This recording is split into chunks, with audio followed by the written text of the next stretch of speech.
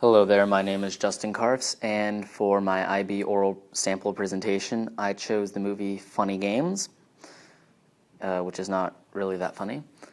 It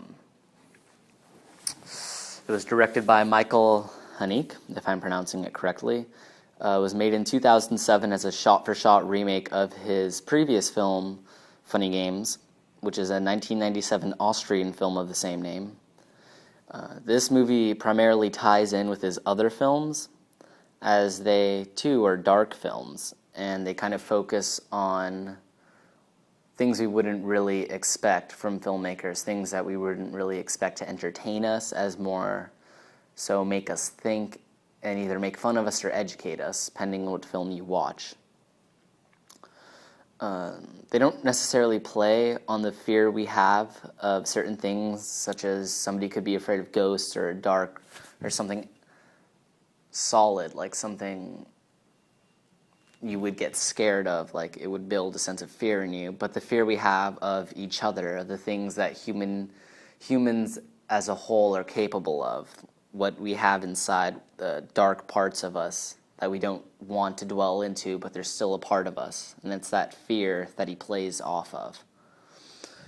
And the movie is entirely based, well, not entirely, on America's love of violence and breaking the standards set by society for basically movies. Such as it breaks the general film rules that we place, such as you don't have a child kiss an adult, you don't have an extended rape scene, etc., because it just breaks the social norms that we set in place in American society. And the movie plays off of that by breaking these rules. The main setting, or the primary setting, is a lakefront area where all the houses are separated, kind of like a vacation home for the wealthy. Even it's a gated community. And it kind of plays off on the isolation aspect of it, as since there's nobody there, like no authorities or anything, the villains, quote unquote, can do whatever they want. So it kind of plays into that horror movie setting role. That's the traditional setting for horror movies. In an interview with Katie Rich, Michael stated that one of the reasons he chose Naomi Watts for one of the main roles as the wife to the middle class, to the wealthy family that's being tormented, because Naomi had the necessary vulnerability to do this role ideally. And I agree with him, as she expresses emotion and especially stress and sadness very well. And the other actors are Tim Roth, Michael Pitt, Brady Corbett, and Devin Gearhart, and they all do a fantastic job at their roles. They portrayed the emotions of their characters great, and the two villains play their serial killer roles great. You wouldn't expect them at all. They look like a run-of-the-mill Joe, somebody you'd expect to work in an office setting or be going to college, but no, they're the serial killers.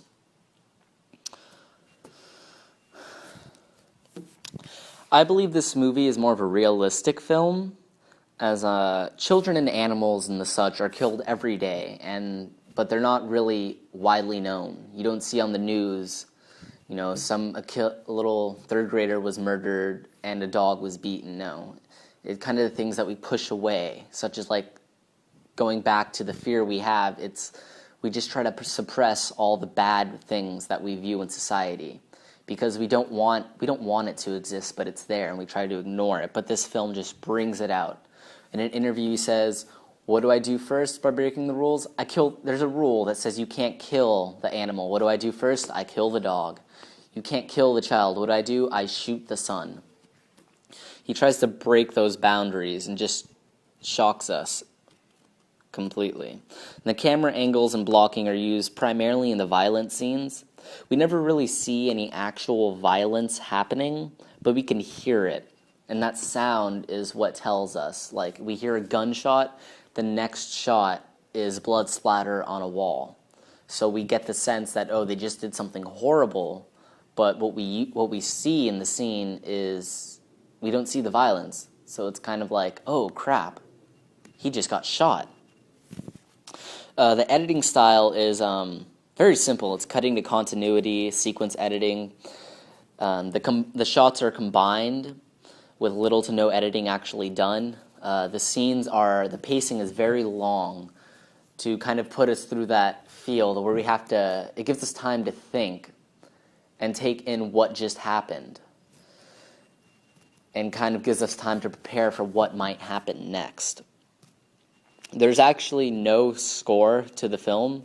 Most of the sounds are just a little bit enhanced to bring it to attention, like Foley sounds.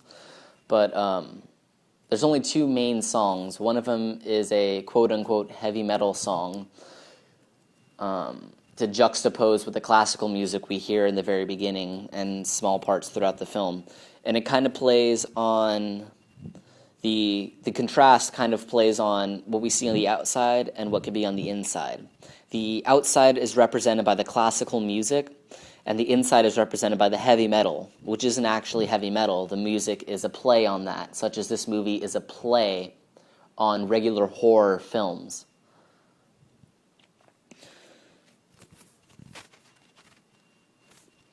The story is told in continuity, but it's also repetitive. It's kind of like an overarching plot that is fit within the movie plot. So say you have a 3-foot section, and that's the villain's main plot, which is, torture, kill, subdue, and all that. Kind of like a circle. It'll just keep happening. But that circle spins into the film plot. So the very end of the villain's plot is the beginning of the film, and then it goes through their entire plot, and the ending of the film is a start to the villain's new plot. As confusing as that sounds. It's more of a thriller than a horror, really. According to the dictionary, thriller means a work of fiction or drama designed to hold the interest by use of a high degree of intrigue, adventure, or suspense. And this film is a fantastic example of that, as it constantly just throws a curveball at us. Sometimes the characters will look into the camera, and it's actually, that technique is used, breaking the fourth wall, by the director to show the amount of control he has over us. Because usually when you see a movie, you think of the genre, and you just try to place that movie into the general plot outline. They get kidnapped, one escapes, they get the cops, the villains are killed, everyone goes happy in the end. But this movie, no, it just changes everything. And it's his amount of control over what we see, and it just kind of takes us by surprise. So by having the character just have a quick glance into it, he's teasing us by telling us, yeah, I can change what's going to happen next, and you're never going to expect what's going to happen. I control you. I'm the one that's holding you on the edge of your seat. And yeah, to me, it's not so much of a horror film, as horror is defined as a painful and intense fear, dread, or dismay.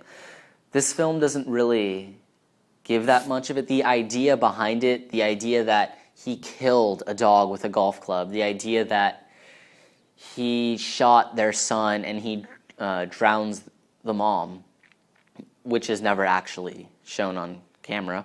But it's just, the idea is the horror aspect of it. It's more of a mental torture film. It's like, oh my God, they did that? That's crazy. They would never do that. But it adds to the realistic aspect of it, because all this really happens in real life. We just never try to pay attention to it. And one of the main reasons that I chose this film was because it was interesting to me. I saw it was recommended by a friend. I saw it. I thought it was fantastic. And also just because it's an American remake of an Austrian film based on American violence. And I totally understand the violence part of it, because as Americans, we tend to exemplify violence for the point of the hero succeeding in the end. But no, this is the violence where the villain succeeds and he continues to succeed, or it's expected that he's going to continue to succeed. So it throws the roles around us again by just breaking the rules, the cinematic rules that we have set as a culture in society in America. And that is my oral presentation. Hope you enjoyed. Goodbye.